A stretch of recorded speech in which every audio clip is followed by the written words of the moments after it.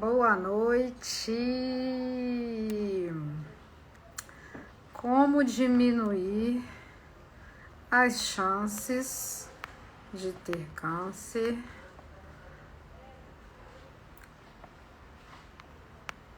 com reprogramação? Hoje é esse tema, pessoal. Fixar.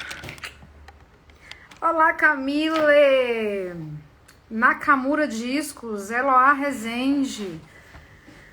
Ai, gente, Pintemel, Carla. Muito obrigada pela dedicação. Eu que fico aqui agradecida pela audiência de vocês, pelo compartilhamento, por estarem aqui todos os dias, pelo apoio. Muito obrigada sempre, tá?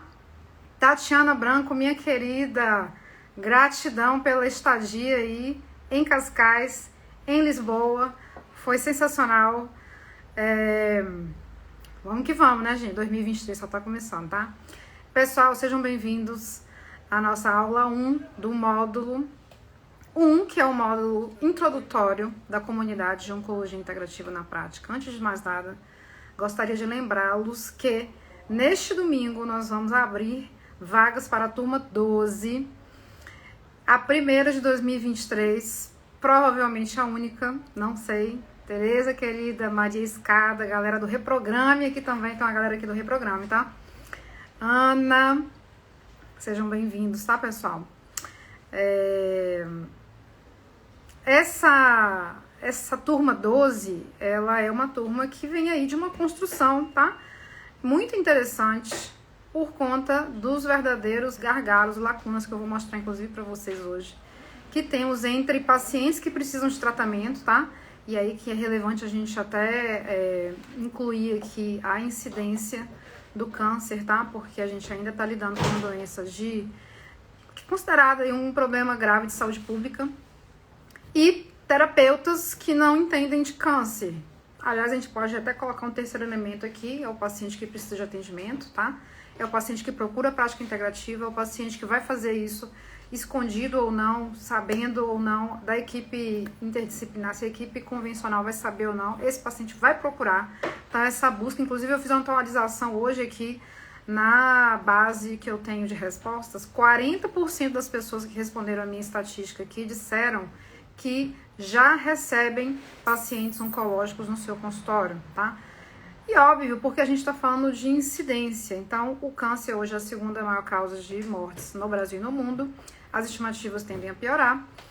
Para daqui a 10 anos, a primeira causa é de doença cardiovascular. Então, o câncer vai assumir aí a primeira colocação. Infelizmente, tá, pessoal? A gente vai falar bastante sobre isso hoje, porque a gente vai abordar como que você, você, todo mundo, você, seu vizinho, seu familiar, os amigos, quem você conhece, os seus pacientes do consultório que não tem câncer, como que você ajuda essas pessoas a diminuir as chances de ter a doença com reprogramação, tá? O que é a reprogramação, antes de mais nada, que eu já ter recebido vários, né, Tereza? Isso mesmo. Tereza, querida, boa noite, Ana.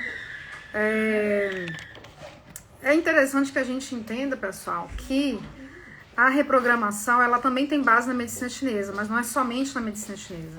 Então, esse é um termo, né, que engloba aí a medicina funcional, a medicina do estilo de vida, a medicina chinesa, porque a medicina chinesa ela também é preventiva, e nós vamos entender aqui principalmente as bases maiores que afirmam isso, de que a medicina chinesa ela também trabalha com prevenção. Então, é uma medicina preventiva também, tá? Então, se você quer aí, quando a gente fala em diminuição do risco, é importante falar isso, eu não estou dizendo que eu vou evitar a doença, eu vou dizer que eu vou diminuir a minha chance, porque eu controlo os fatores de risco com reprogramação, que tem aí esses 3 pilares, tá? Medicina chinesa, medicina, saberes médicos antigos, medicina do estilo de vida e medicina funcional, tá? O que acontece? Antes de mais nada, pode ser que tenha gente que não me conhece aqui, né? Essa aula vai ficar gravada por 24 horas, então vocês podem reconsultar ela durante esse período, tá? E amanhã, não vamos deixar de lembrar também que nós temos um cronograma essa semana. Então hoje nós vamos falar de reprogramação para diminuir a sua chance de ter câncer. Amanhã a gente vai falar sobre, nossa, chegou o diagnóstico, o que eu faço? Na quarta-feira a gente vai falar como que as práticas integrativas ajudam os pacientes que já estão em tratamento, aqueles que precisam operar, aqueles que estão em químio, aqueles que estão em rádio. E na quinta-feira a gente vai falar aqui sobre como que as práticas integrativas ajudam os pacientes que estão em reabilitação, os pacientes que estão em cuidado paliativo e os pacientes que estão em finitude, tá? Vou trazer casos clínicos para vocês e, óbvio, a nossa evidência científica para a gente aqui também nos basear em critério de ciência para falar o que a gente está falando aqui, tá bem? Porque isso é importante. Antes de mais nada, também é interessante a gente colocar que tudo isso que eu trago aqui gira em torno desse conceito de oncologia integrativa. O que é oncologia integrativa? É uma oncologia que junta, que integra, não somar, porque o somar, ele considera dois grupos separados, duas áreas do saber separados, tá? Mas a integração, ela faz de fato a junção muito íntima de duas grandes áreas do saber, que é a oncologia tradicional, moderna, científica, com as práticas integrativas e complementares, que são várias, né? A gente pode colocar a medicina chinesa como uma delas, mas a gente também vai falar sobre a integração, por exemplo, usando óleos essenciais, usando fitoterapia, e aí não necessariamente uma fitoterapia só chinesa, florais de Bach. Então existe uma imensidão, na verdade, aqui no Brasil, para quem é de fora que está me assistindo. A gente tem o Programa Nacional de Prática Integrativa e Complementar, que é um programa do Ministério da Saúde que conta com 29 práticas integrativas, só para vocês terem uma ideia. Então, essas todas é que a gente vai usar para pontuar cada passo desse aqui, tá? Então, antes de mais nada, eu sou Ana Carolina, sou enfermeira desde 2000, esse ano eu completo 23 anos de carreira, com muito orgulho.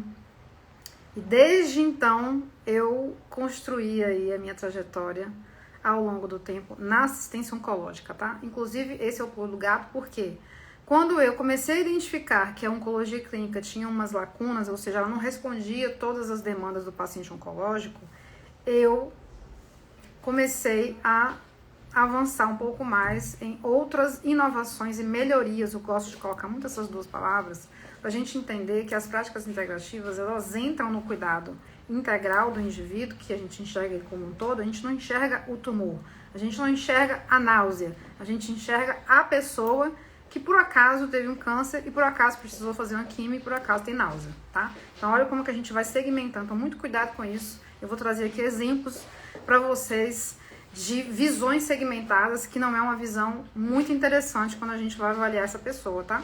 Porque a pessoa, ela não tem só náusea. Ela tem náusea porque ela usa uma platina, por exemplo, porque ela tem um câncer de colo de útero. Inclusive, estamos no Março Lilás, mês de combate ao câncer de colo do útero, que tem aí fatores bem desenhados de risco, tá? Inclusive, nós vamos falar aqui sobre ele também. Mas não só, que é o HPV, que é o clássico, mas não só ele. E a visão que a gente precisa ter do todo, né, de todos os fatores de risco, que incluem aí a patogênese e a energopatogênese, tá bem? Então, quando a gente conversa sobre uma doença crônica, a gente precisa lembrar que eu vou ter mais benefícios nos resultados quando eu uso de melhorias, de inovação, além dos cuidados convencionais, tá? Isso é muito importante a gente deixar claro aqui, porque em nenhum momento a gente vai ver aqui a defesa de práticas que a gente chama de alternativas, ou seja, são práticas que excluem uma coisa da outra. Por exemplo, eu não vou usar quimioterapia porque eu vou usar uma acupuntura, não vou usar químio porque eu vou usar uma erva. Então, esses são exemplos, por exemplo, de práticas que a gente considera alternativas, não é isso que a gente vai falar aqui. O termo leva em consideração oncologia integrativa e não práticas alternativas que são excludentes. A exclusão nunca vai trazer benefício para o paciente, tá, pessoal? Então, a gente sempre vai integrar. A integração é que sim, traz benefício, porque o foco é na pessoa, não é no tumor, não é no sinal e sintoma, e sim no indivíduo que constrói, ao longo do tempo, o diagnóstico, tá?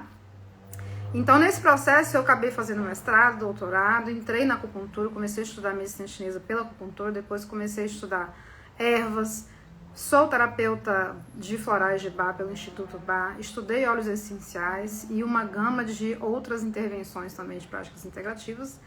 E nesse caminhar eu acabei construindo o que eu chamo hoje de comunidade de oncologia integrativa na prática, tá?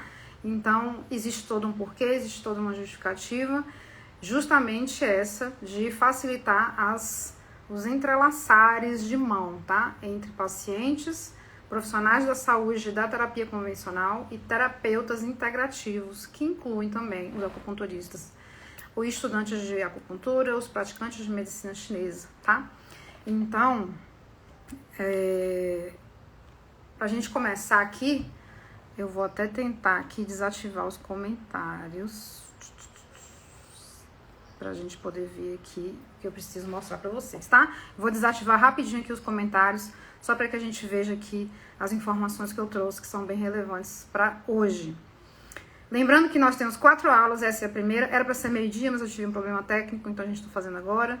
Amanhã tem a aula 2, que é sobre a hora do momento do diagnóstico. Na quarta temos a aula 3, que é sobre cuidados convencionais, como que eu ajudo com práticas integrativas. E na quinta, nós vamos fechar com reabilitação, pacientes sem cuidados paliativos e finitude, como que as práticas integrativas ajudam esses pacientes. E na quinta-feira, pessoal, eu vou trazer todas as informações sobre como que você consegue ser membro da nossa comunidade, tá? Inclusive, hoje, daqui a pouco, tem ambulatório, tá? Os nossos atendimentos acontecem neste ambulatório, que é um ambulatório social digital, atende pacientes gratuitamente. E se você, inclusive, conhece algum paciente, tá? Você pode encaminhar esse paciente para o nosso ambulatório, porque quem atende são os membros da comunidade, tá? E eu faço todo o suporte. Então, a gente tem atendimentos nas segundas-feiras e nas quartas. Por que eu estou dizendo isso? Porque eu resolvi abrir a próxima segunda-feira, sem ser hoje. Cadê a Manuela? Ela tá aí? Eu vou até falar aqui, ó. De hoje a 8, tá? De hoje a 8, eu vou abrir o ambulatório para você que não sabe como é que funciona esse ambulatório. Se você quiser participar como ouvinte, você vai poder participar na segunda-feira, mas vocês fiquem de olho aqui no meu Instagram, porque eu vou liberar esse link na segunda-feira, tá? E se você tá na lista de espera da comunidade para o dia 19, você vai receber por e-mail também esse link, tá bem? E outra coisa também, que eu inclusive nem falei, existe um grupo do Telegram, em que a gente vai também comunicar essas questões de forma muito direta. Para você entrar no grupo do Telegram, você precisa fazer o cadastro. Tudo isso está lá no meu perfil, no link, clica lá que você vai ver as informações, preenche todos os dados e aí no final você vai ter acesso a esse grupo do Telegram, em que a gente também conversa bastante sobre práticas integrativas, medicina chinesa e oncologia, tá? Antes de mais nada, pessoal, é bom que a gente entenda, depois que eu já falei isso aqui tudo, porque foi que eu criei a comunidade. Então, aqui eu trouxe alguns exemplos de vários. Inclusive, eu amo quando eu recebo esse tipo de pergunta, porque de fato eu consigo compreender aonde eu vou atuar, qual que é o meu foco. E todas as perguntas que vocês me mandam no direct ou nas minhas caixinhas, eu catalogo, tá? Catalogo e eu hoje consigo, eu já saturei essas respostas, né? Porque tem mais de 2.000 respostas ali. Então, hoje eu já cataloguei essas respostas todas e eu criei aí praticamente 10 subgrupos de perguntas e que levam as pessoas a ter receio, medo e insegurança de usar a prática integrativa na oncologia, muito em função de uma pergunta como essa aqui, ó. Professora Ana, bom dia. A minha paciente está com suspeita de câncer de mama, nunca passei por isso. Seria contraindicado algum ponto? Já comecei a seguir você, gratidão. Então, olha só, a visão segmentada que eu estava falando há alguns minutos atrás.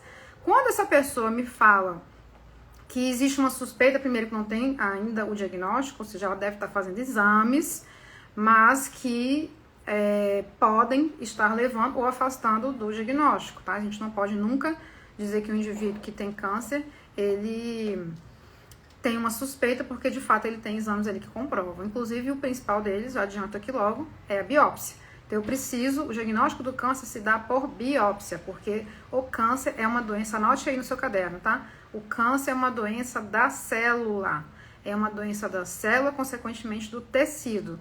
Então, essa doença que acontece na célula é muito em função de uma mutação que acontece no DNA, e é justamente isso que nós vamos falar aqui hoje. Essa mutação que acontece no DNA uma consequência de fatores de risco que a pessoa vai se expondo ao longo do tempo. Um exemplo clássico é o tabagismo, por exemplo. O tabagismo é um fator de risco clássico e modificável, mas que lesa o DNA da célula. Então, essa célula ela fica agredida e, na verdade, ela teria 3 caminhos, tá? Primeiro, ela morre, tá? Essa célula deveria morrer, que é o processo de apoptose que a gente conhece. Ela se regenera, uma vez que ela está agredida por um fator de risco, ou ela se transforma numa célula oncológica, numa célula tumoral. Então, das 3 opções, a gente não gostaria que acontecesse a última, que é uma célula que transforma-se em câncer. Ou seja, ela deveria morrer, ela deveria se regenerar, esse é o foco, tá? Pega esse gancho aí, ou ela acaba tendo o desfecho que a gente não quer, que é a transformação de uma célula neoplásica, tá? Então, quando eu penso em um fator de risco que lesa o DNA, esse DNA ele acaba expressando genes que fazem com que a célula perca o controle de crescimento, então ela passa a se multiplicar de forma acelerada, desordenada, porque também todos os processos de controle do crescimento, que é a própria apoptose, são perdidos, e ela começa a formar um novo tecido, que é o que a gente chama de neoplasia, com características de malignidade. Neo é novo, tecido, plasia é tecido, então uma neoplasia é um novo tecido, é algo que não deveria estar ali, em função de uma célula só, que sofreu uma lesão de DNA, os genes foram expressados de perda do controle, de crescimento, e aí a gente acaba tendo esse manifesto, porque na verdade é toda uma construção, tá? Então aqui a gente tem de fato só fazendo um parêntese, né, uma visão bem segmentada, porque a pessoa, ela não está enxergando a mulher que tem essa suspeita, ou seja, que construiu a sua história, que levou a suspeita de ter câncer de mama ao longo do tempo, porque ela está focada só no ponto, ela está focada no câncer. Essa é uma visão, inclusive, da própria oncologia clínica. A oncologia clínica trabalha com esse tipo de visão. Não é que está errado, por conta da própria função que a oncologia clínica tem, que é o quê? Enxergar o tumor. Porque eu preciso dar conta daquele tumor.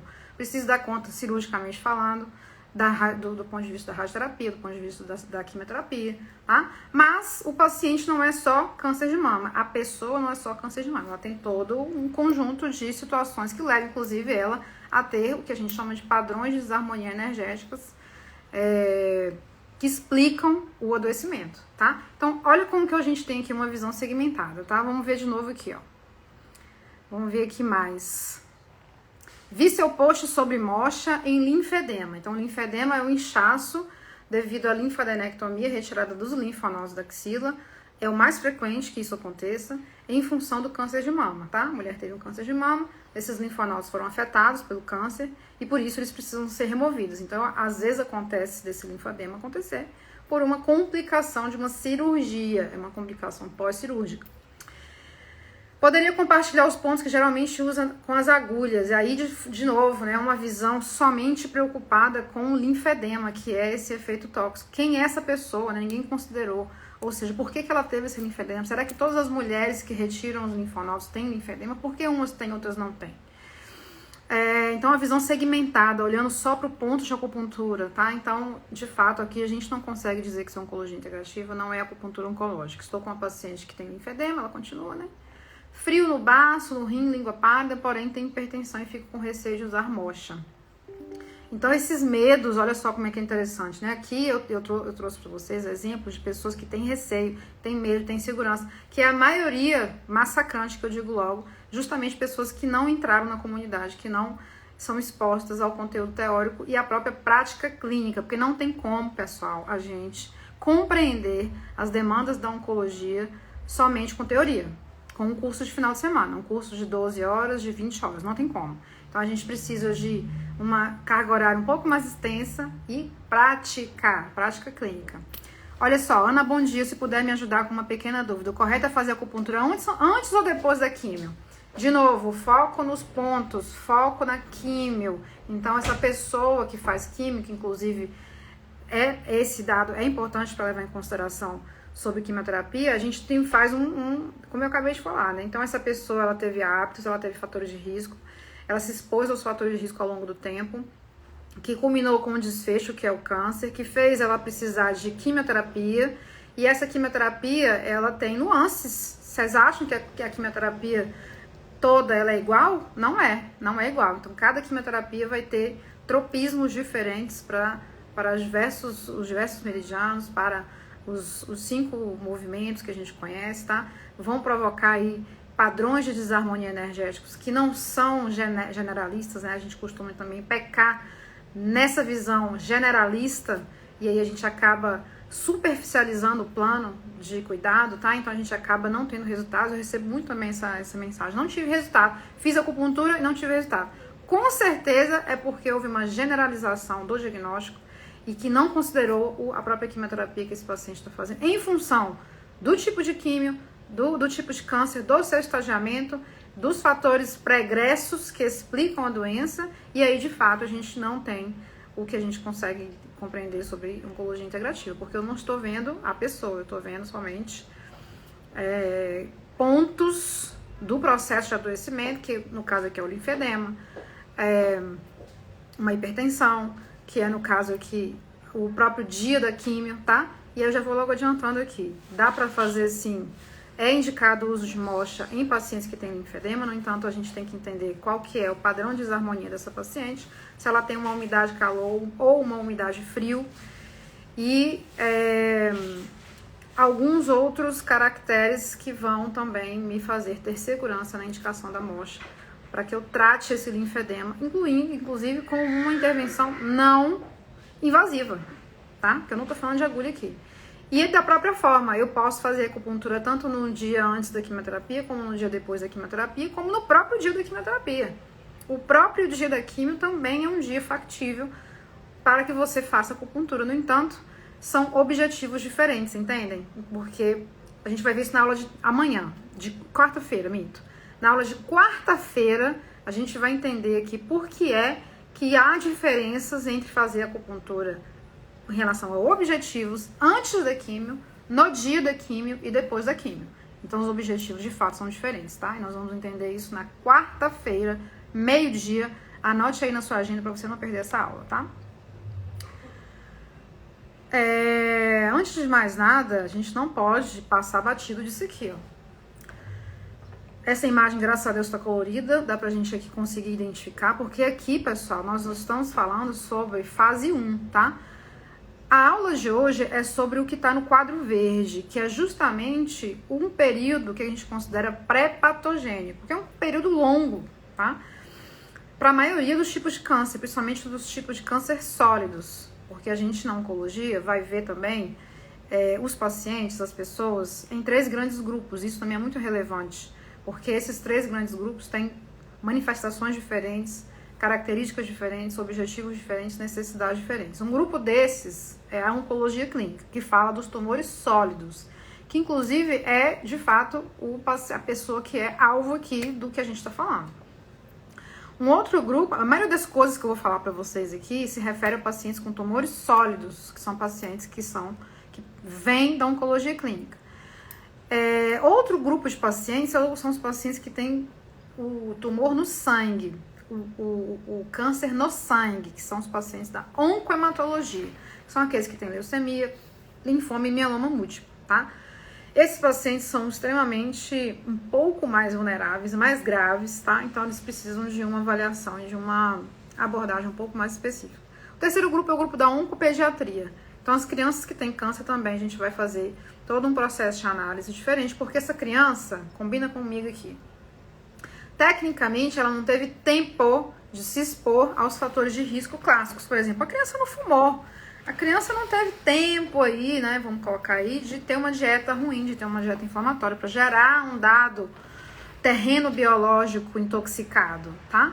Mas, em contrapartida, a gente vai entender por que é que ela tem câncer, mesmo que ela não se exponha, porque existem outros fatores que aí já adianto para vocês aqui, que chamam-se pai e mãe, e que vão sim explicar muitas vezes o porquê dessa criança ter câncer, tá? E a gente de fato tá falando aí do DING pré-natal, não tem jeito de fugir disso aí. Então, aqui a linguagem que eu vou usar, toda a comunicação, é mesmo baseada em pacientes com tumores sólidos, tá? E aqui nessa aula 1, a gente vai lidar com esse quadro verde aqui, que é o período de latência, que é o período de exposição aos fatores de risco, Isso é muito importante, porque muitas pessoas confundem o fato de se expor à comida inflamatória, por exemplo, a condição oncológica desta associação, tá? Porque a gente precisa de tempo. E quando eu falo a exposição relacionada ao tempo, que passa com o tempo, inclusive as setas aqui na imagem mostram essa dependência do tempo, a gente vai entender que não é um dia que você vai comer ali a torta de chocolate, aquele dia que você tomou aquele refrigerante, que vai te fazer gerar um processo que a gente chama de síndrome metabólica, e que essa síndrome metabólica é que está associada diretamente ao câncer. Não é o refrigerante, não é a torta que leva ao câncer, e sim os quadros de síndrome metabólica associados, principalmente um deles gigante, é a obesidade. Então, a frequência que você usa, ou seja, a rotina que você usa, e eu tô falando aqui de um só, tá?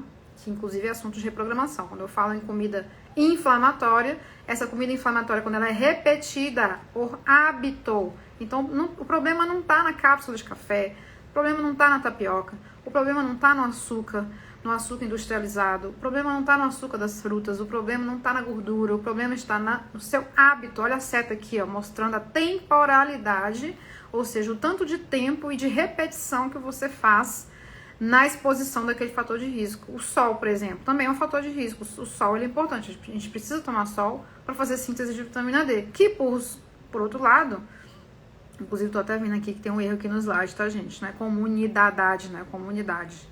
Tá vendo? Faltou corrigir isso aí, amanhã vai estar corrigido.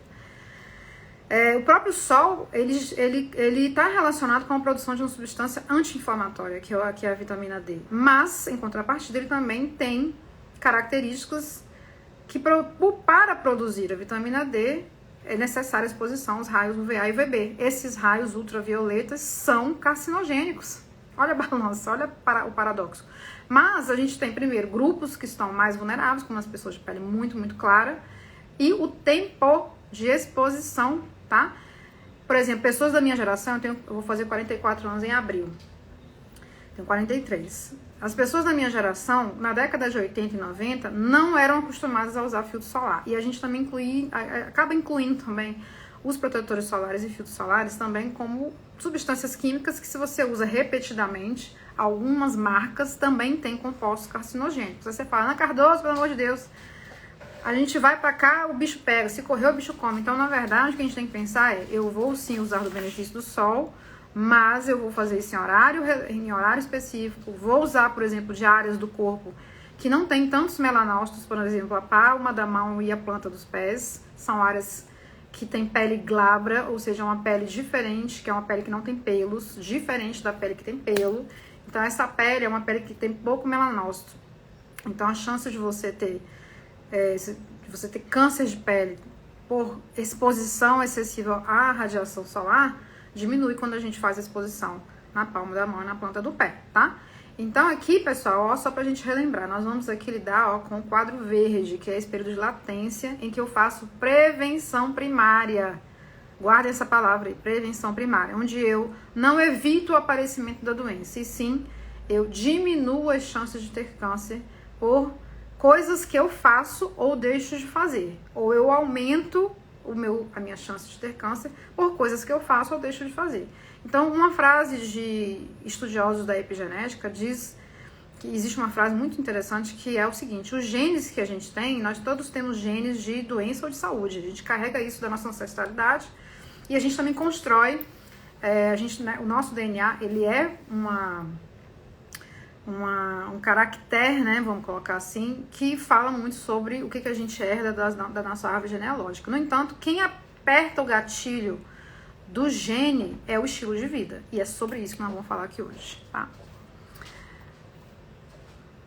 Antes de mais nada, vamos só lembrar aqui quais são esses fatores de risco, tá? Se vocês não sabem, aliás, a maioria das pessoas, às vezes, eu coloco aqui sobre fatores de risco. Ah, não sabia que isso era fator de risco. Ah, não sabia que isso era fator de risco. Então, o conhecimento, ele liberta, tá, gente? O conhecimento liberta.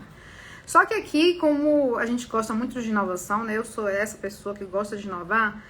Quando a gente vai classificar esses fatores de risco, porque a gente vai falar aqui de coisas um pouco polêmicas, tá? Fiquem de olho.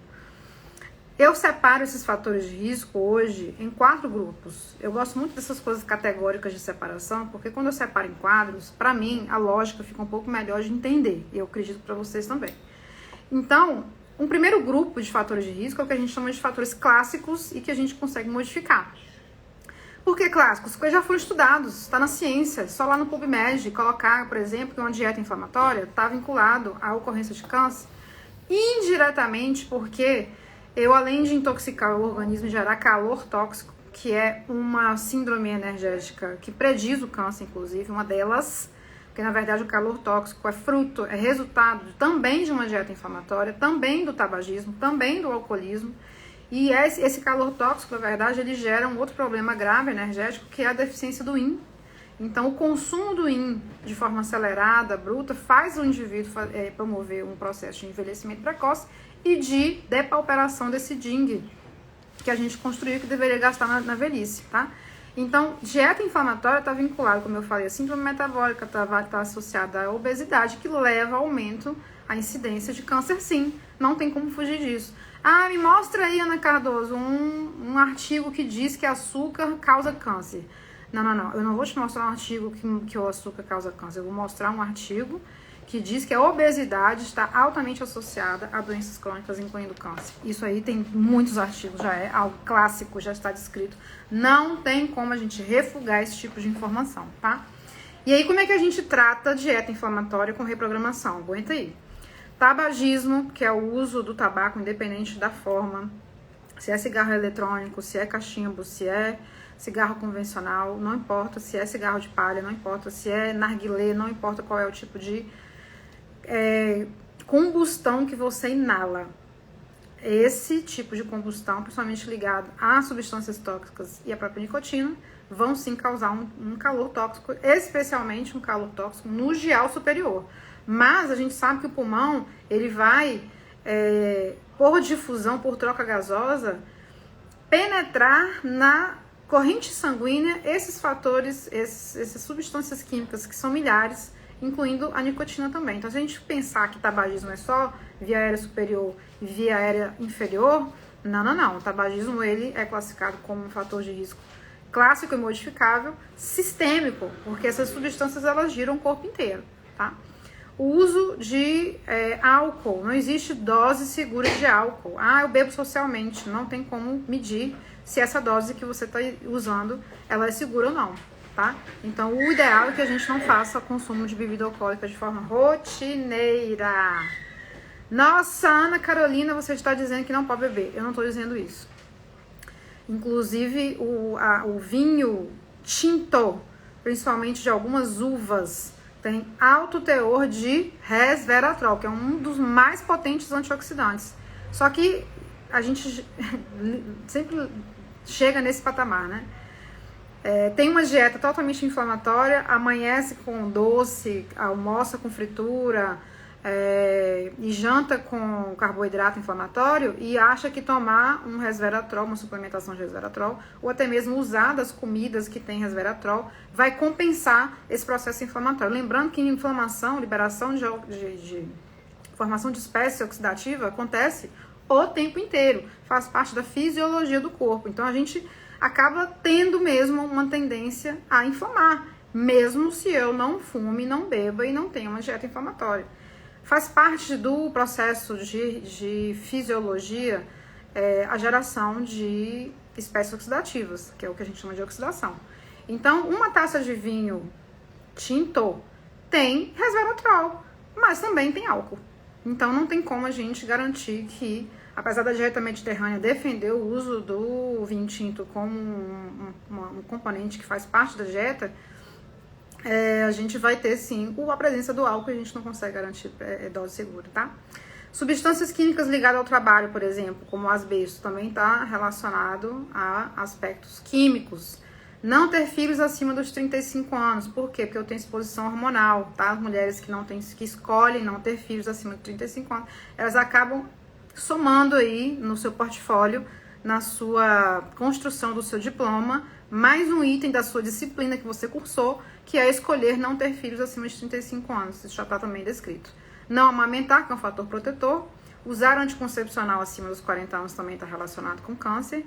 E o uso de alguns medicamentos também, são todos aí que compõem os fatores químicos, tá? Não amamentar é uma escolha, porque existem vários tipos de facilitadores para que essa mulher consiga amamentar, inclusive a própria acupuntura, tá? Então, se você conhece alguma mulher aí que tem dificuldade de amamentar, que não consegue amamentar, óbvio que existem N fatores, tá, pessoal? Tô aqui generalizando. Aqui não é uma aula de como que a acupuntura ajuda a amamentação, inclusive eu tenho até essa aula, mas a gente tem inúmeros fatores, inclusive inúmeras, pelo menos 3 grandes síndromes energéticas que vão classificar essa mulher que não consegue amamentar, onde a acupuntura tem o seu benefício, tá? E aí a gente entra nos fatores físicos, que é o raio UVA e UVB, conforme eu já falei. E aí é que a gente tem aqui também um assunto polêmico, que é o uso das câmeras de bronzeamento artificial, que são proibidas aqui no Brasil, tá? Pra quem não sabe, a Anvisa proibiu o uso de câmeras de bronzeamento. Ah, pessoal, usem aqui a perguntinha, tá? Ó, surgiu até uma pergunta aqui, ó. Eu desativei o comentário, mas vocês podem fazer perguntas ao vivo aqui, tá? Eu vou responder algumas que foram feitas hoje à tarde também. E a radiação, então, essas câmeras de bronzeamento artificial equivalem a não sei quantas horas de exposição ao sol, sabe? Então, não tem como defender câmeras de bronzeamento artificial. O próprio sol, como eu falei, ele é benéfico e maléfico a depender de como você usa e de como que você se expõe, tá? Radiação ionizante, como o próprio raio-x. Outras formas de radiação que são um pouco polêmicas são as próprias ondas eletromagnéticas, por exemplo, produzidas pelo celular, pelo Bluetooth, pelo Wi-Fi, pelas lâmpadas incandescentes, por exemplo, essa aqui que eu estou me expondo, tá? Então, tecnicamente, você que trabalha se expondo em luz artificial, você deveria também usar protetor solar, tá? E o uso de bebidas muito quentes também, por exemplo, o pessoal aqui do sul, que usa muito chimarrão, essa temperatura muito alta do chimarrão, também, numa exposição crônica ao longo do tempo, pode danificar essas células da mucosa do esôfago, principalmente, que é o principal vínculo, e a gente acaba tendo mais casos de câncer de esôfago em pessoas que bebem, que fazem muito uso do chimarrão, não pela erva, e sim pela temperatura. Inclusive, na China existe esse ensinamento, né, essa sabedoria, que é, por exemplo, imagina aqui esse copo de água ser uma xícara de chá, porque na China as xícaras de chá não tem alça. Então, imagina que esse líquido aqui fosse chá. Você só conseguiria ingerir esse chá se você conseguisse tocar com os dedos no copo, tá? Inclusive, vou até beber água aqui, ó.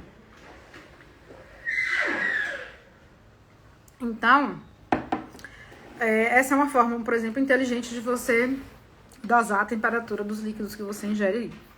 E outros fatores microbiológicos, como os vírus, por exemplo, o HPV, eu falei pra vocês aqui. A gente tá no mês de maio lilás, o vírus, o HPV, é um fator patogênico latente. E a gente, mesmo que se contamine, que 80% da população hoje está contaminada com HPV, não com todos os tipos. Existem mais de 200 tipos de HPV, pessoal. Mas somente 4 deles são considerados oncológicos, ou seja, que são altamente agressivos e que levam, sim, ao câncer de colo do útero, ao câncer de língua, ao câncer de boca, ao câncer de lábio, ao câncer de garganta, ao câncer de canal anal, ao câncer de pênis, tá? Então, esses são os tipos principais de câncer que são associados ao HPV. Não só ele, mas também outros fatores aí. Bactérias e parasitas também estão envolvidos e quando eu tenho múltiplos parceiros sexuais, eu acabo aumentando a minha vulnerabilidade, a minha janela de vulnerabilidade para a exposição a esses vírus, tá? Vamos ver uma pergunta aqui. No caso, Ana, ter filhos acima de 35 anos é um fator protetor? Não, é um fator de risco, Priscila. É um fator de risco, tá? Abaixo de 35... Ah, agora tem uma associação interessante aqui, vou falar para vocês aqui. Caso a mulher, ela escolha, porque a gente tem visto cada vez mais isso, né? As mulheres tendo filhos um pouco mais, com uma idade um pouco mais avançada, tá? Você pode neutralizar este fator de risco, adivinha com o quê?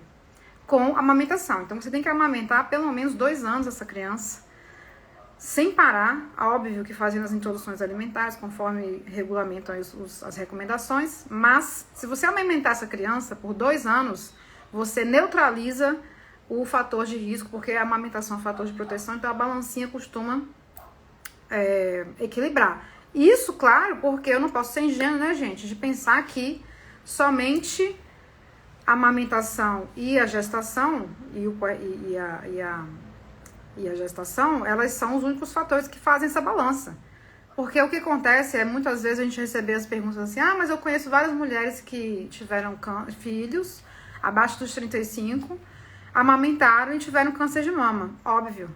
Porque a gente está falando de uma doença que é multicausal. Existem outros fatores aqui concomitantes que estão tendo mais importância na balança do que somente esses dois. E aí eu já adianto logo, é a dieta, tá? É estilo de vida, é a dieta inflamatória. E ainda vou entrar no assunto polêmico aqui agora, que eu ainda não entrei, tá? Deixa eu ver o que tem mais aqui, se dá pra gente... Pronto, as outras aqui... esse aqui é importante, ó. Uma hiperplasia nuclear cervical poderia ser modificada com a reprogramação em um próximo preventivo? Sim, com certeza, pessoal, porque essa hiperplasia, na verdade, é o aumento, o crescimento do tecido. Inclusive, é uma lesão reativa, benigna, tá? E que também não é considerada uma lesão pré-cancerígena. Lesão pré-cancerígena chama-se displasia. A displasia, sim, é uma lesão pré-cancerígena. Então... essa hiperplasia é uma reação tecidual a algum agressor, algum processo agressivo, provavelmente microbiológico, tá? E que pode sim ser limpado com reprogramação, tá? Porque o que a gente chama de reprogramação, vou entrar nesse assunto, é a regulação de base, é a gente ajustar as engrenagens do corpo que Deus fez, porque Deus fez a máquina perfeita, ele criou todos os segmentos do corpo para se integrar, inclusive a própria integração é divina, né? Ela vem de Deus, e faz com que essas engrenagens, caso a gente tenha alguns certos estilos de vida ou hábitos, desequilibram essa engrenagem, tá? Então, muitas vezes, a causa da doença é o desequilíbrio de uma engrenagem interna que foi feita para funcionar com base em precursores universais, com base em leis universais. Quando a gente quebra essas leis, por livre-arbítrio, muitas vezes inconsciente, é que de fato, às vezes, e quando isso é repetido ao longo do tempo, a gente vai ter diagnósticos e diplomas, né? Como eu digo, a gente vai ali colocando no nosso portfólio todas as alterações que a gente vai se impondo, a gente vai se maltratando mesmo, gente, essa é a palavra, sabe? A gente vai se... É uma falta de amor próprio, é uma falta de... é uma sabotagem, uma autossabotagem que a gente faz de forma, às vezes, inconsciente, que faz com que a gente vá ali, ó, aumentando e colocando mais pontinhos no nosso portfólio, para que de fato a gente construa ou não um diagnóstico de doença, tá? Deixa eu ver o que chegou aqui. Quem tem HPV pode tomar as 3 doses da vacina. Deve, por quê, gente? A Cássia está perguntando, provavelmente em função dos adultos, tá? Aí você pensa assim, já que o adulto já está contaminado com HPV, por que ele tem que tomar vacina? O que essa vacina vai fazer com esse vírus? Vai matar o vírus? A vacina é, então, um antiviral? Não, não é. O que acontece é que muitas vezes as pessoas não vão ter uma contaminação com todos os 4 oncotipos, né? Então, a vacina do adulto, inclusive, ela é tetravalente, porque ela vai pegar os 4 principais tipos de HPV vinculados a esses tipos de câncer que eu falei. Por isso que é importante vacinar. Mas não é só vacinar. Eu tenho que vacinar, eu tenho que fazer o preventivo. Inclusive, discuti isso essa semana no @Instituto Ana Cardoso, num outro Instagram que eu tenho, que é um Instagram da clínica aqui de Gramado, que fala exatamente sobre isso. Porque muitas vezes a gente vai dar ênfase ao preventivo, vai dar ênfase à vacina e vai esquecer do resto. Sendo que a doença, ela se constrói não só em função de exames, não só em função de vacinação. Porque a vacina, ela também não é efetiva 100%. A vacina é um remédio, gente. Todo remédio, ele vai ter ali um intervalo de eficácia. Se fosse assim, todo mundo vacinaria e tava tudo certo. E a gente teria o quê? O câncer de colo de útero extinguido do mapa. E quando a gente vai lá no site do INCA, o que o INCA diz? Que o câncer de colo de útero é ainda a principal causa de incidência por câncer na mulher. Sabe? Então... a mulher do norte, do nordeste principalmente, é essa mulher que, por algumas características, tem esse tipo de câncer, ainda como uma doença prevalente na incidência do câncer geral. E isso é inadmissível, né? Mas muito em função de estilo de vida também e de desprogramação. Um corpo desprogramado vai também explicar o adoecimento por câncer, até porque... Quando a gente vai também fazer uma associação entre HPV e câncer de colo do útero, a gente vai considerar, inclusive, a doença, né, não como um evento frequente. E a explicação dela associando-se exclusivamente como um único fator que leva ao adoecimento também não pode ser considerado de forma unilateral, tá? Porque também é uma visão segmentada. Essa é uma visão segmentada, tá? Vamos avançar aqui, gente. E aí a gente chega aqui, ó, nos polêmicos, tá? Que são fatores não clássicos e que são modificáveis também. O próprio estresse, que pouco se fala, porque o estresse vai gerar uma cascata de produção de substâncias inflamatórias, aumento do cortisol. E imagina isso como um conta-gotas, né, na cabeça, em que você acorda e dorme em um grau de desespero, com os tipos de estresse, estresse mental, estresse físico, por mau gerenciamento emocional, tá? Então, raiva e desespero crônicos também são fatores que levam a uma estase, por exemplo, do tecido fígado. Então, esse fígado estagnado, ele também faz um aprisionamento emocional em áreas, por exemplo, como o gial inferior. Então, associe isso aqui com tabagismo.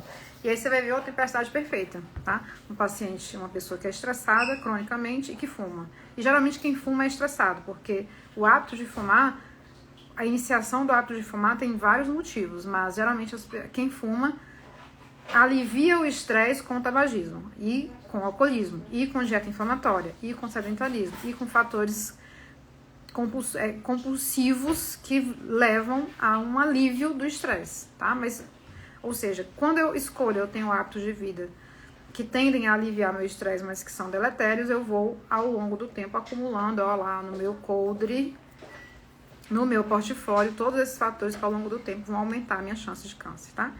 Os xenoestrógenos, todos, isso aqui é um capítulo à parte. O próprio ciclo circadiano invertido, que é aqui que a gente vai nadar de braçada.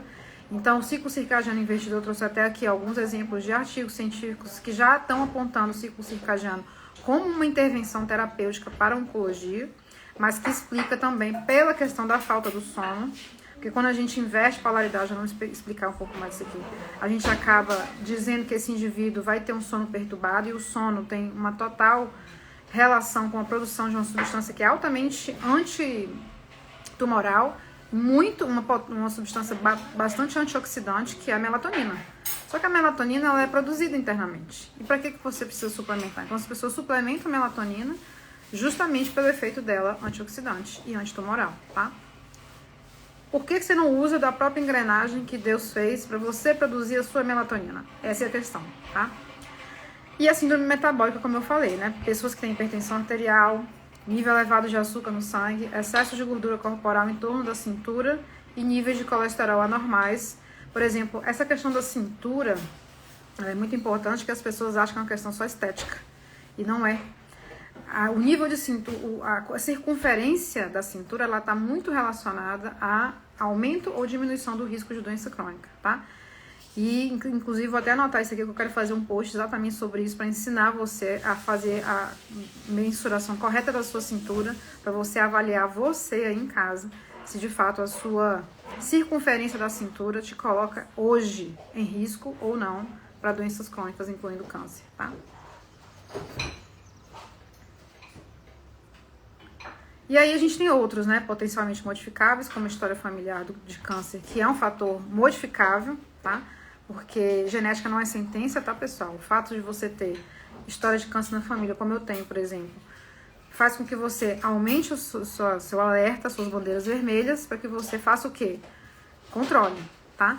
Então, controle o quê? O seu estilo de vida. Controle o quê?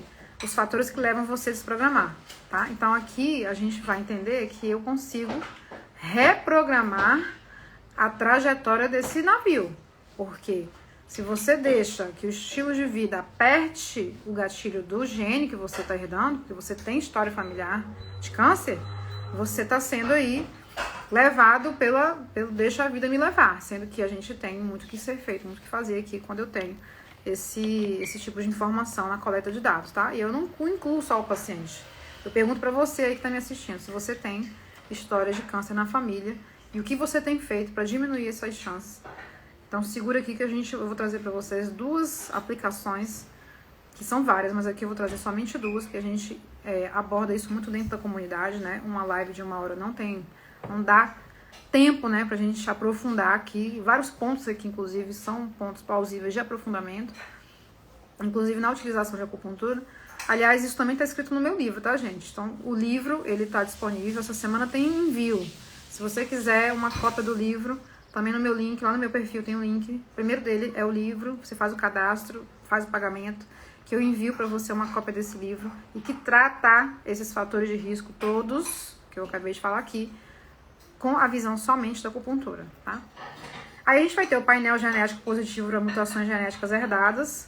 Então, por exemplo, quem tem muita história familiar de câncer de mama vai precisar, por exemplo, de uma análise dessa. E se der positivo, o que se faz, né?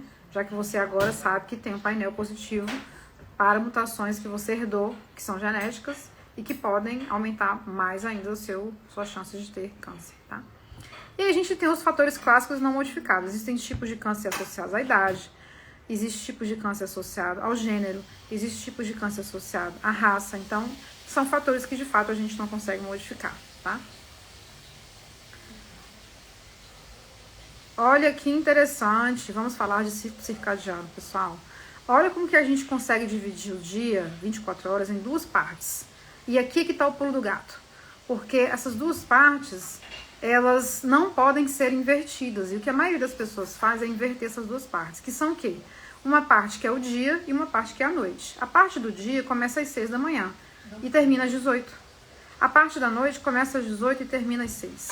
Então, o que eu tenho visto com frequência na queixa das pessoas, na avaliação, no ambulatório, nos casos que a gente atende, é uma inclinada dessa linha que separa o dia e a noite para um desajuste do eixo, entendem? Então, se eu estou dizendo, né, que o dia, inclusive, é uma janela de ação, de atividade, que é Yang, ela começa às 6 e termina às 18, significa que a partir das 18 horas a gente deveria começar a diminuir nosso ritmo.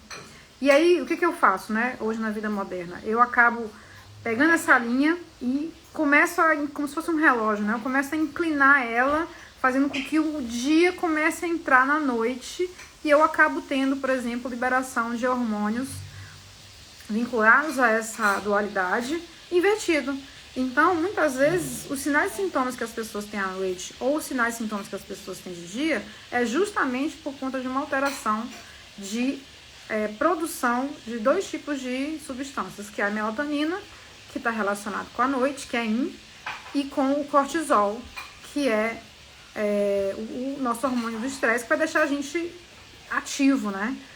Para que a gente tome as condutas necessárias para o dia a dia, que é trabalhar, estudar, dirigir, andar, fazer academia, pegar sol, né? Inclusive, o período de pegar o sol é o período Yang, é o período do dia.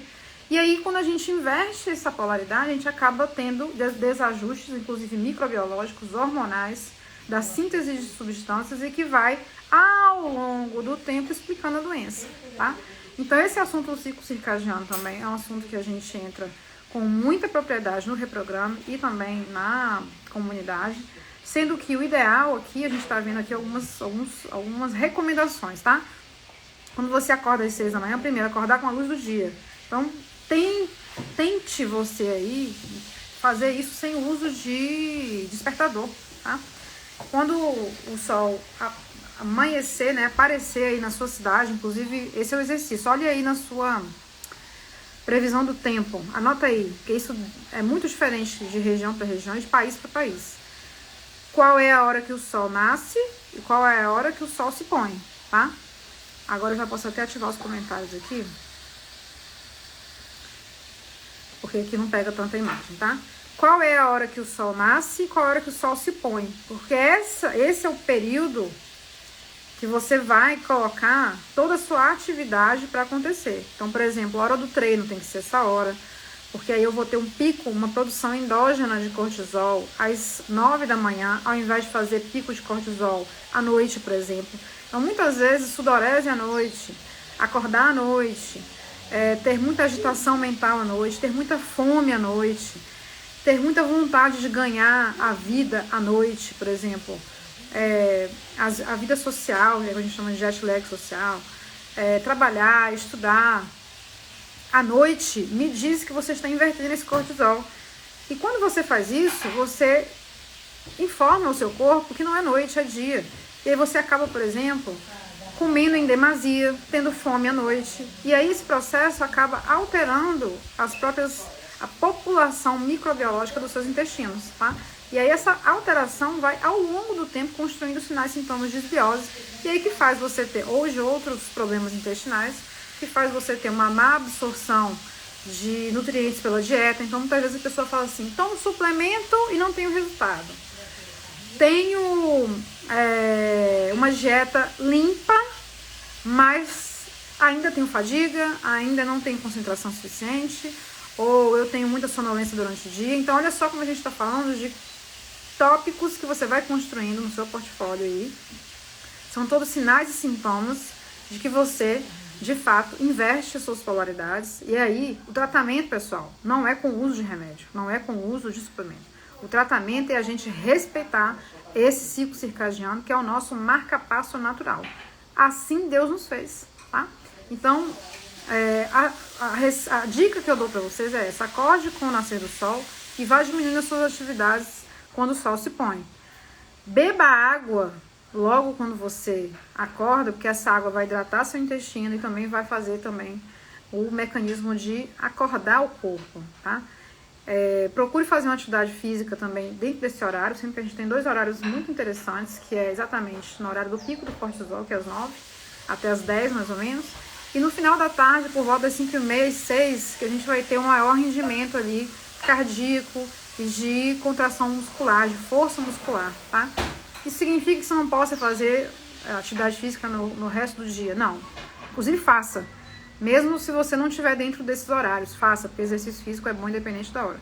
Mas, por exemplo, se você começar a treinar muito tarde da noite, aí vem toda a agitação, luz, som, música, o próprio esforço, né, perda de líquido, acidorese, fazendo com que o corpo entenda, por exemplo, que é dia. Então, provavelmente você pode ter dificuldade para dormir se você estender e inverter aqui essa linha, tá? Uma outra questão também muito interessante é o período de janela alimentar, porque isso tem muita relação também com câncer, tá? Essas alterações todas de desbiose que eu falei tem relação com câncer. A alteração de bactérias no intestino também tem relação com câncer. Um sono prejudicado também, tem vários artigos científicos que explicam a falta da melatonina no corpo e a inversão dela. Porque, por exemplo, quando eu tenho cortisol no pico aqui às 9 da noite, por exemplo, ou ativo, não vou nem dizer pico, mas ativo, significa que a melatonina também ela acaba pegando um pouco da manhã. E aí justifica a sonolência, a dificuldade de acordar cedo, aquela manhã arrastada que você não tem energia, onde você procrastina, onde você precisa de café para pegar no tranco, sabe? Então, essa lassidão da manhã, ela também é um tipo de sinal e sintoma que diz que seu ciclo está alterado, tá?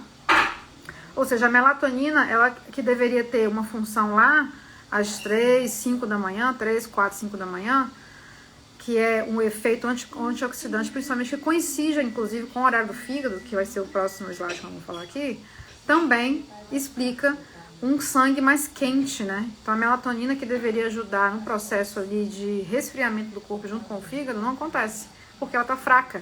E aí acaba porque o cortisol tá invadindo a noite, né? Esse período claro do dia invade o período da noite. E aí você acaba perdendo essa qualidade e quantidade da função da melatonina endógena. Ninguém está falando de suplementação aqui.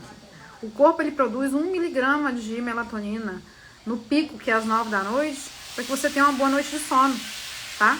E aí, quando você vai suplementar, você suplementa com 3, com 5, com 10 miligramas de melatonina e muitas vezes não vai ter resultado. Por quê? Primeiro, altas doses. Segundo, seu intestino provavelmente não está absorvendo, seu fígado não está metabolizando, seu estômago não está digerindo, e aí a gente tem um arcabouço de processos concomitantes, vinculados e que vão explicar os seus sinais e sintomas, e que ao longo do tempo te colocam em risco para adoecer, tá? E aí é que vem muito do período de janela alimentar. O período de comer é exatamente esse período aqui, ó, de 6 da manhã até as 6 da tarde, quiçá de 7 às 7 da noite, no máximo 8 da manhã às 8 da noite. Depois de 8 da noite, pessoal, não é para comer mais. Porque quando você come a partir das 8, você inverte polaridade, tá? tá? Então, o interessante também é que você faça um repouso intestinal durante esse período da noite aqui, ó. De 8 da noite, no máximo. O ideal é começar mais cedo, 6, 5 e meia. A última alimentação sua, até você rodar o relógio aqui e voltar a se alimentar. 6, 7 da manhã do dia seguinte. Fazer 12 horas aí de repouso alimentar. Que é isso, eu vou tomar só água e vou tomar chás que não sejam chás açucarados, chá de fruta, por exemplo, tá? Então, isso é liberado pro seu repouso intestinal. O que não pode é comida mesmo, tá? Comida, café, enfim. Deixa eu ver que tem uma pergunta aqui. Onde que tá meu chocolate? Tá lá em cima da cama. A Martina pegou vocês, ela tá na cabeceira. As doenças inflamatórias intestinais têm maior chance de câncer de intestino que fazer para amenizar essa situação. Exatamente. Eu tenho um desfecho aqui já que é doença, tá, gente? Então, uma doença intestinal inflamatória já é uma doença, já é um diplominha, você já pegou um diploma. Então, no caso, a gente tem que repensar aqui todo o processo anti-inflamatório e antioxidante com foco no intestino. Então, primeiro, dieta, não tem como não pensar em dieta. Segundo, líquidos de qualidade, líquidos que não vão desidratar, líquidos que hidratam.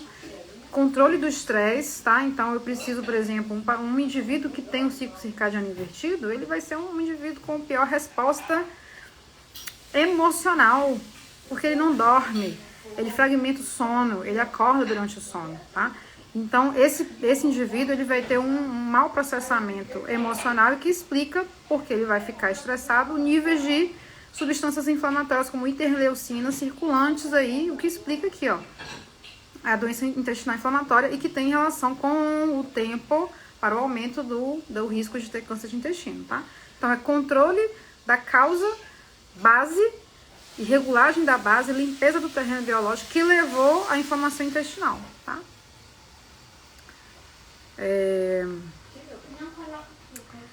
Mudar o período de trabalho noturno para diurno ajuda, com certeza, gente. As pessoas, infelizmente, quem trabalha no período noturno acaba bagunçando todo o relógio biológico. Então, a minha indicação, a minha sugestão é que não deixem isso virar rotina. Então, as pessoas que trabalham à noite podem trabalhar à noite, ok.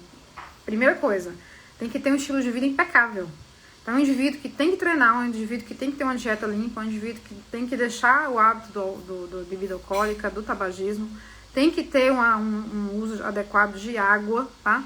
Tem que dormir bem nas noites em que ele não dorme, apesar que isso é complicado, porque quando o relógio biológico, o ciclo circadiano começa a sofrer, ele impacta todos os outros dias, né? Então, o que acontece é que esse indivíduo precisa ter esse estilo de vida muito impecável. Segunda coisa, ele precisa intercalar.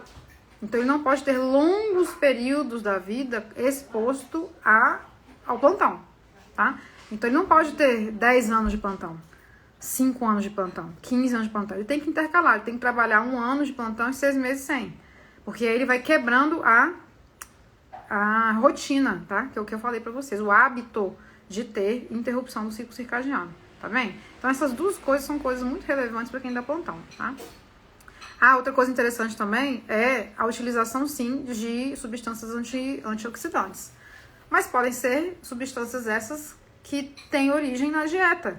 Mas ok, pode-se ali usar, né, por exemplo, da cúrcuma, do gengibre, principalmente de manhã, porque logo de manhã cedo, quando a gente acorda, como a primeira informação do dia, seja informação de telas, seja informação de eletrônico, seja informação de notícia ruim, seja informação de muito calor, muito frio, seja informação, por exemplo, de um antioxidante, vai determinar muita coisa para as próximas 12 horas, sabe?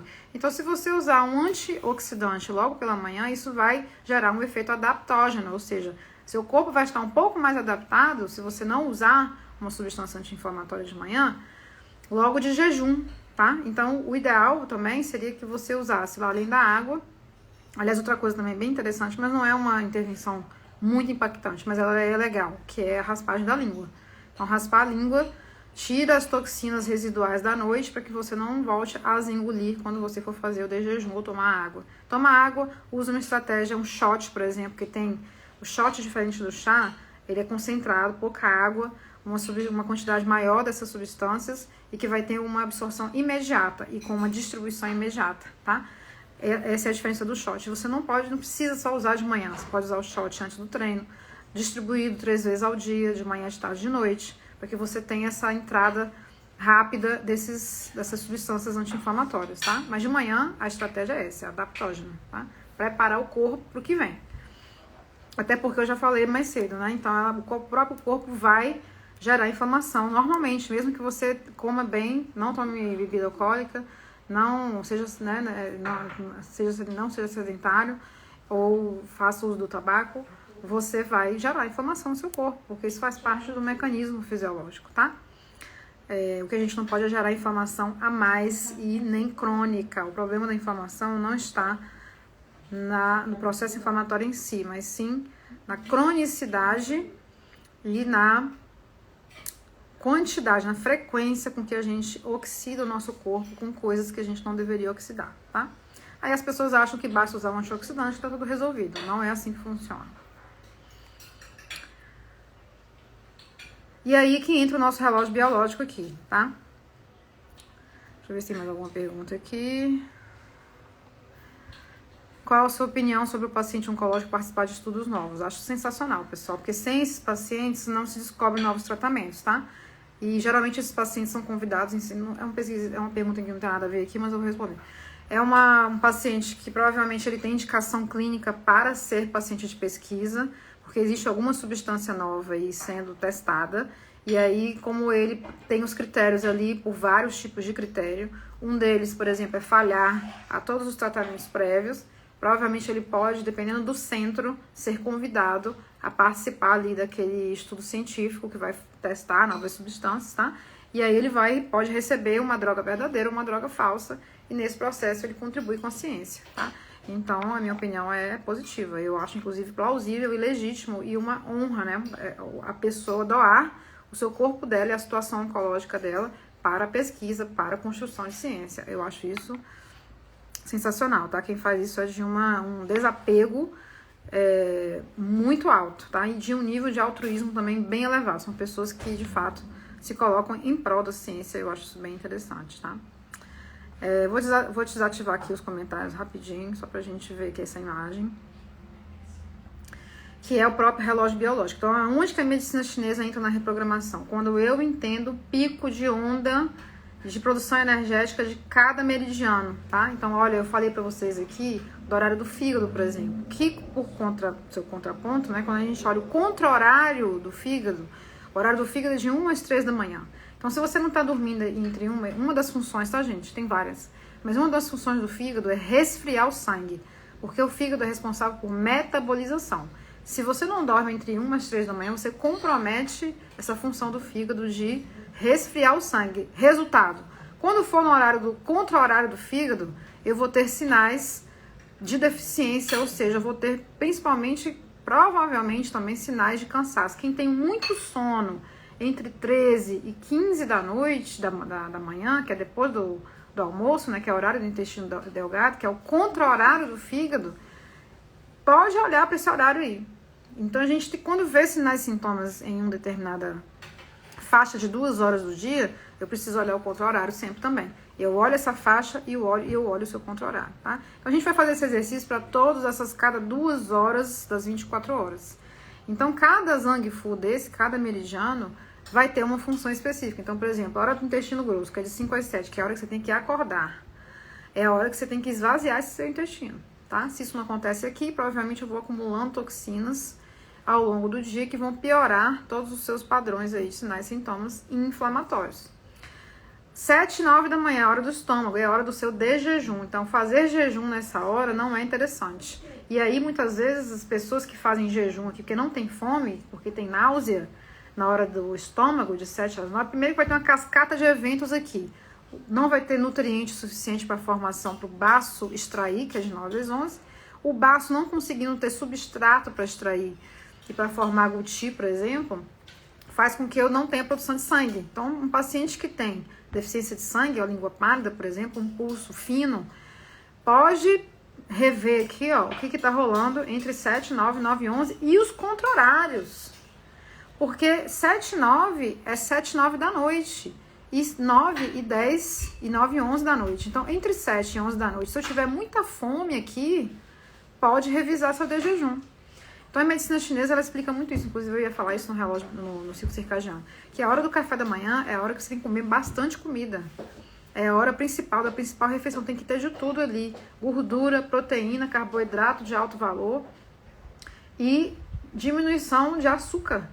Então todas as fontes de açúcar, frutas muito doces ou todos os condimentos, né, os doces mesmo, devem ser evitados aqui nesse horário, para não prejudicar e não lentificar essa hora nobre, que é a principal hora de produção de substrato para o corpo, tá bem? E aí, muitas vezes, o de jejum, às vezes, até acontece nesse horário, tá? Mas a qualidade é ruim, e aí as pessoas vão ter também sinais e sintomas no contra-horário aqui. Por exemplo, uma fome excessiva, pode olhar aí o café da manhã, que tá pobre em gordura, tá pobre em proteína, tá pobre em carboidratos de alto valor, tá? A gente aprofunda isso tudo, inclusive no Reprograme também e na nossa comunidade. O que é um carboidrato de alto valor, Ana Carolina?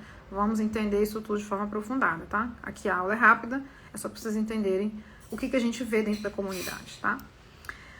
Então, pessoal, existem outros também horários críticos, né? Por exemplo, as pessoas queixam muito de cansaço no final da tarde, vontade muito louca de comer salgado, entre as 5 e as 7 da noite. Então, quando a gente olha para o contra-horário, né? Provavelmente o intestino que não está eliminando muito bem, né, no horário de pico de força maior do intestino, né? Tem essa fadiga no horário do rim, por exemplo, é uma fadiga, inclusive, renal, que é uma fadiga que me fala de fadiga crônica, em que eu tenho uma baixa produção de cortisol, bem provável às 9 da manhã, tá? Então, isso explica muito essa fadiga aqui, quando essa fadiga é exagerada, tá? Que prejudica aí a sua rotina do final da tarde, que seria, por exemplo, um horário de exercício físico, tá? Se você pega o relógio biológico e coloca em cima do ciclo circadiano, você vai ver que eles se completam. São coisas diferentes, mas que se completam, tá? E por aqui a gente vai, tá? Nesse raciocínio. O que eu queria mostrar pra vocês ainda? O que a ciência explica, né? Quando eu coloco ritmo circadiano e câncer no PubMed, aparecem 4.476 artigos.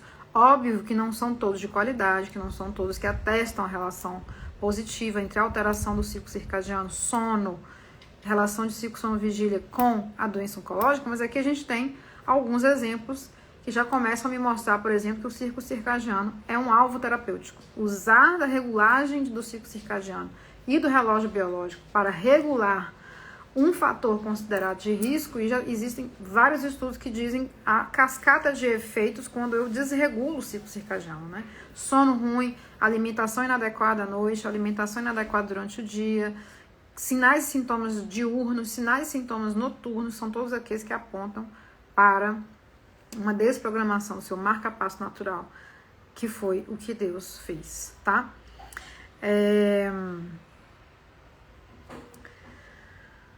É muito assunto para falar, inclusive, pessoal. São assuntos bastante interessantes, inovadores, que a gente aqui está trazendo conceitos que fogem totalmente e explicações diferentes que faz com que a gente entenda, por exemplo, por que é que um indivíduo que talvez não tenha tanto fator de risco clássico adoeça com câncer. Então, quando a gente começa a avançar um pouco nesse entendimento do que de fato leva ao máximo, né, de fatores que a gente vai colocando no coldre ali, né, fatores que a gente vai colocando no nosso portfólio para que a gente adoeça, e esses fatores incluem necessidades humanas básicas, que não é só, por exemplo, o uso de um tabaco. O tabagismo tá lá, ó, gritando, tá lá na crista da onda como de fato um fator muito pesado, mas não dormir também é um fator relevante.